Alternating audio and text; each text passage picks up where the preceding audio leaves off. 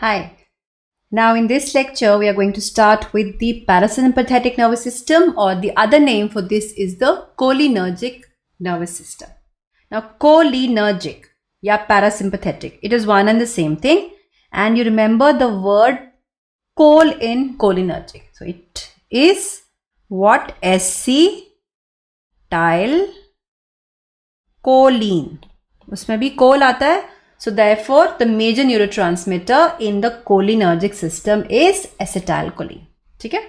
So this is the major neurotransmitter here, and it is a parasympathetic nervous system. So you know that whether it is the presynaptic area or the postsynaptic area, दोनों में neurotransmitter is always the same, which is acetylcholine. Okay? So in this lecture, we are going to talk about how the transmission occurs, the neurotransmission. How is it occurring in the cholinergic system? Right? So let's go to this figure, and this is the presynaptic neuron and this is the postsynaptic neuron.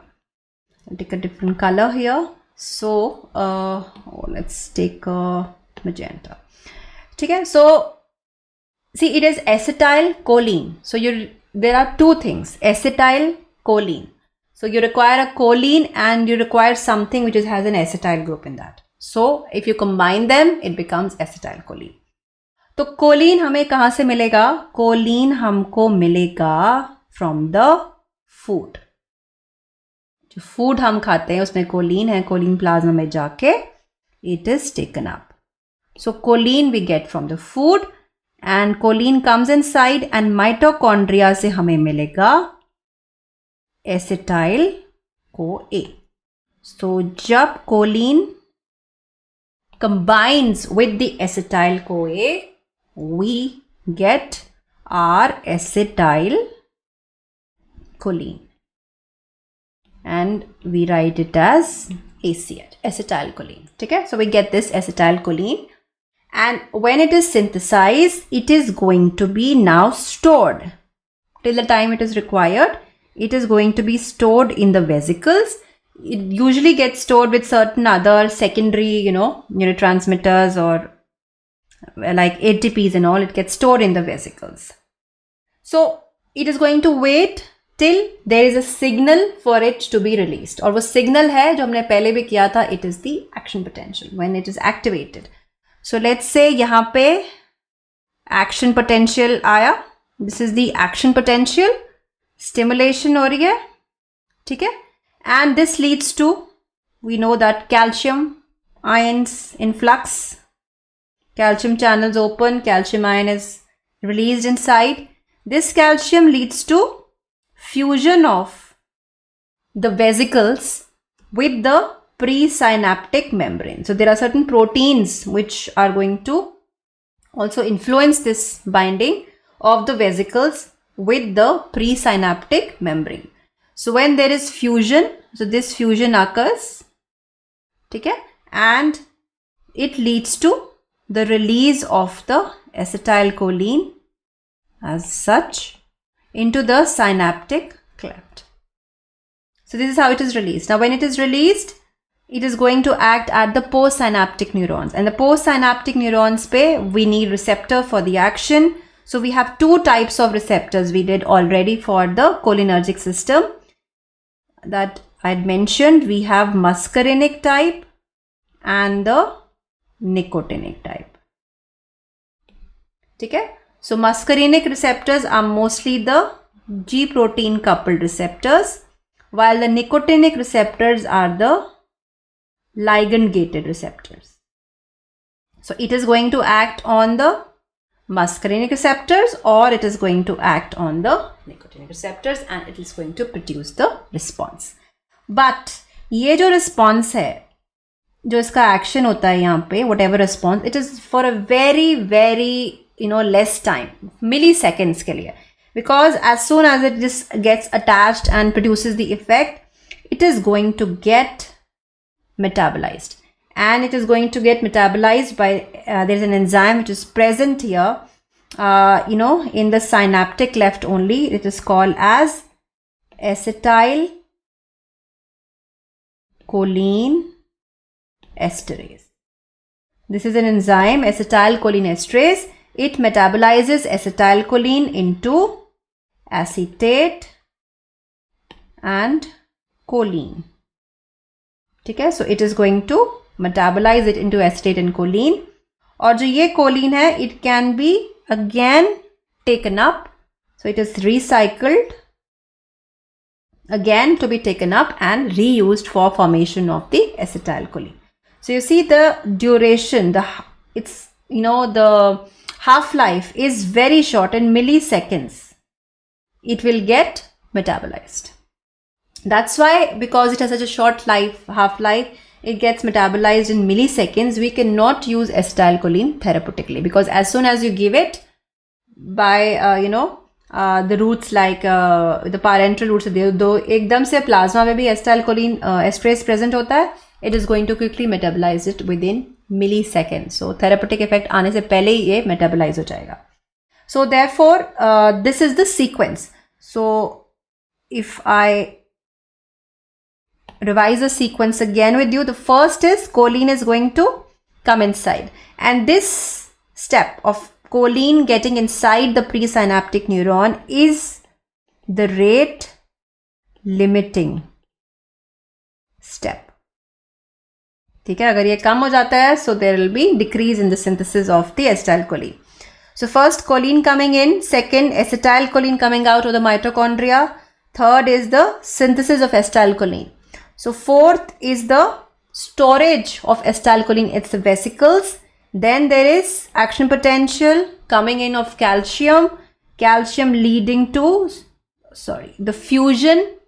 Okay, it leads to the fusion of this this vesicle, presynaptic vesicle with the presynaptic membrane, and it leads to then the release of acetylcholine. Acetylcholine is released, it will act on its receptors, whether it is the muscarinic or the nicotinic receptors, but not it cannot be there for a very long time. Within milliseconds it is going to get metabolized by an enzyme called as acetylcholinesterase into acetate and choline, and this choline, you can mark it as 11, gets recycled, and it gets again going through the same series. Now there are certain drugs which can act on these particular steps, and they can inhibit the functions of the acetylcholine or its effects.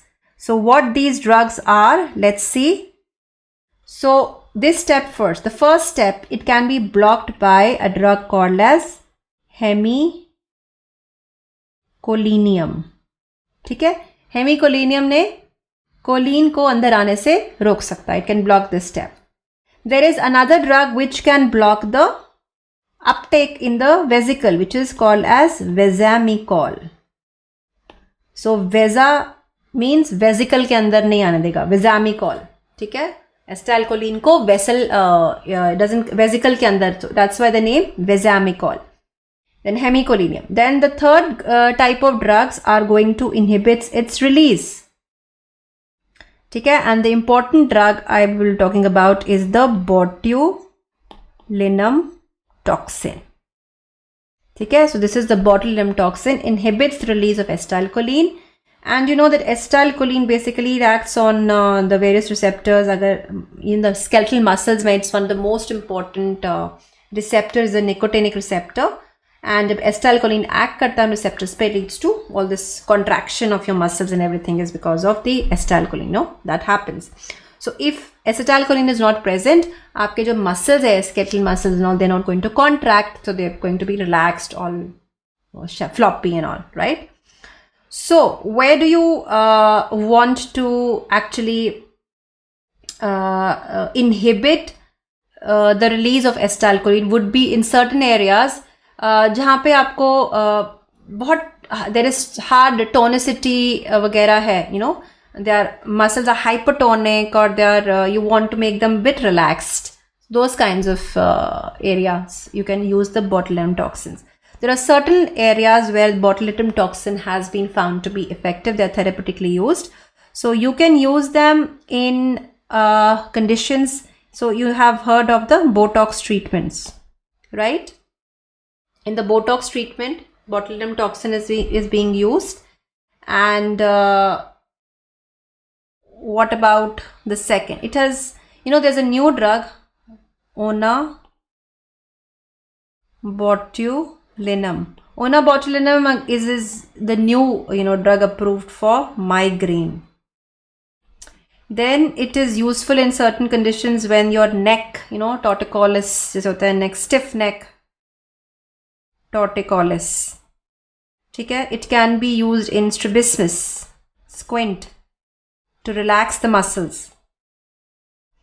So you can give them as injectables, and it can be used in these conditions. Use them every 4 to 6 months. That is how their therapy is required.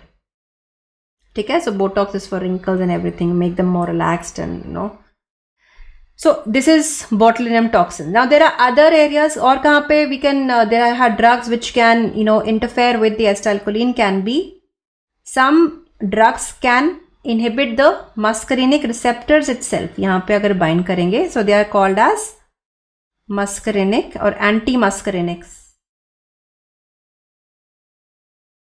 Anti-muscarinics, or they can inhibit the nicotinic receptors. So we have nicotinic blockers. Okay? Now there can be certain drugs which can inhibit this enzyme, acetylcholinesterase. They are called as the ones which can inhibit the acetylcholinesterase. They are called as acetylcholinesterase inhibitors. And what they do, they are going to increase the level of acetylcholine. So wherever you want to increase the level of acetylcholine, you can give acetylcholine inhibitors. Right? Now, अब आप यहाँ पे देखोगे, there are drugs which can directly, even stimulate, or they work just like acetylcholine. And there are certain drugs which can work directly like acetylcholine. So for example, ये तो हमने किए थे antagonist. But there are certain drugs which can work like acetylcholine on these receptors. So let's say there is some drug which works just like acetylcholine. It is similar to like acetylcholine, and they are called as cholinomimetics. Okay? So they are going to mimic the action of acetylcholine by acting on these receptors. So these are these drugs also. And they are going to enhance the action of acetylcholine. Even ये वाली drugs जो हैं, the ones that are inhibiting the acetylcholinesterase, they are also going to enhance the action of acetylcholine. But the only difference between them is, जो cholinomimetics हैं, they are directly going to act on the receptor. So they are called as directly acting drugs. While जो acetylcholine inhibitors हैं, basically, these are going to increase the level of acetylcholine, और फिर acetylcholine अपने receptors पे act करेगा. So they are called as indirectly acting drugs. We'll be doing them in detail later. So it is these are the difference between the two.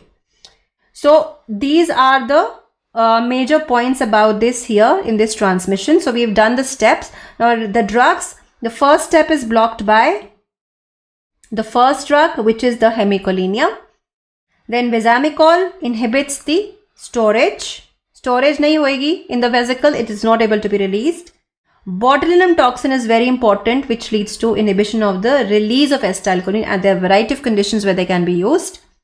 Then on the receptors, there can be drugs which are blocking these receptors like anti-muscarinic or nicotinic blockers, or there can be drugs which are acting on these receptors and stimulate, they're agonists at these receptors like cholinomimetics, directly acting on the receptors. Then there are drugs, right? So then there are drugs which are going to inhibit the enzyme acetylcholinesterase. So अगर ये acetylcholinesterase को inhibit करेंगे, they are going to increase the levels of acetylcholine here.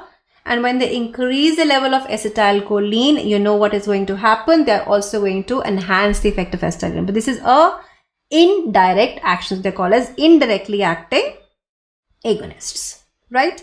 So just a few one line about we know that जो हम enzyme कर रहे थे acetylcholinesterase. Now this is also called as a true cholinesterase enzyme. Okay, because it is specific for acetylcholine, sorry. It is specific for acetylcholine and it inhibits it within milliseconds. Milliseconds mein inhibit karta hai. That's why acetylcholine is not used therapeutically. There is another type of enzyme which is called as butyrylcholinesterase. It sounds the same, but it is a pseudo. It is not a true, but a pseudocholinesterase enzyme. And it inhibits or it metabolizes drugs like succinylcholines, the neuromuscular blockers. Okay? It is not specific for acetylcholine. It is also going to inhibit the neuromuscular blockers. So that is the role of these. So this is about the cholinergic system that we did, the transmission, and in the further lectures we are going to talk about their receptors and how they're going to further the actions and various diseases and anticholinergics and how they're used therapeutically, right? Thank you.